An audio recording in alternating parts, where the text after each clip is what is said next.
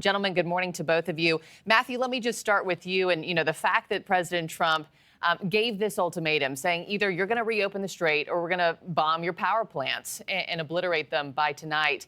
The fact that he's backing down on that right now, how significant is this?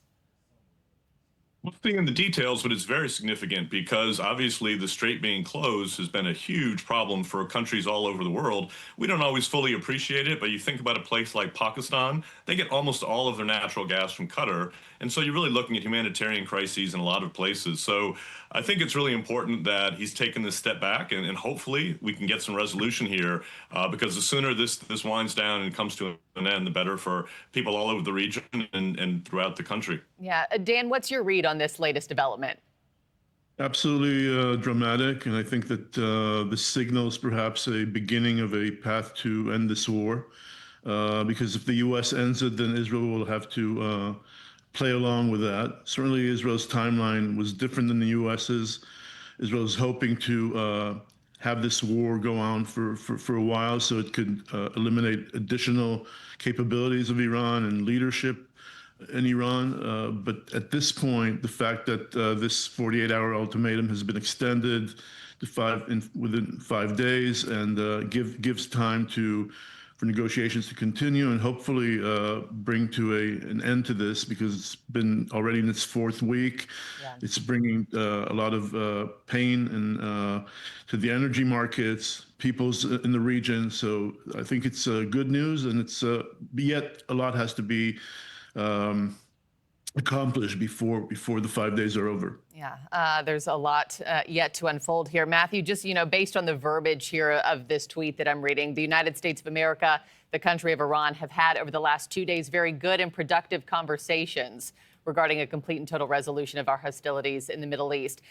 Do you think that actually took place this weekend, or did advisors get with President Trump and, in regards to the global oil crisis that we're watching happen, say, if you do this and they really do keep those power plants or the strait shut until they rebuild those power plants, this is going to be terrible. What do you think actually transpired this weekend? I think that both sides probably took a step back and realized what kind of damage would ensue if they kept going down the path. So obviously, Iran's a country of 90 million people. Its leaders do not want to have blackouts across the country. You could have a refugee crisis. They know how terrible this would be for their people.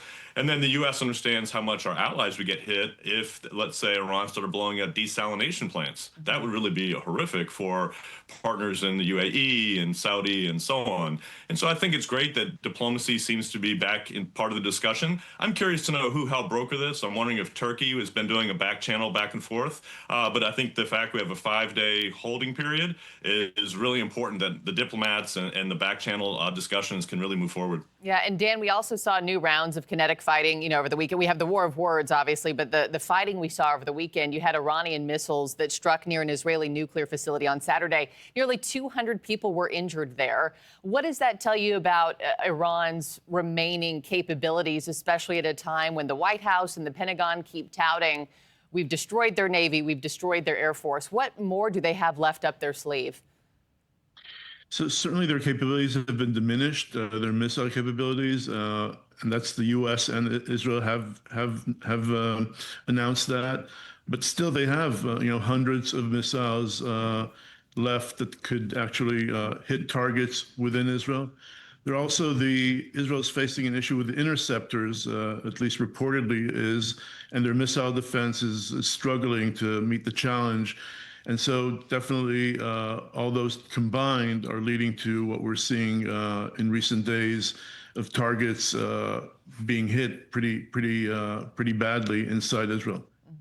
Well, we'll wait to see what the rest of today has in store. But Dan Arbell, Matthew McGuire, thank you both, gentlemen, as always, for joining me early. Appreciate it. Thank you.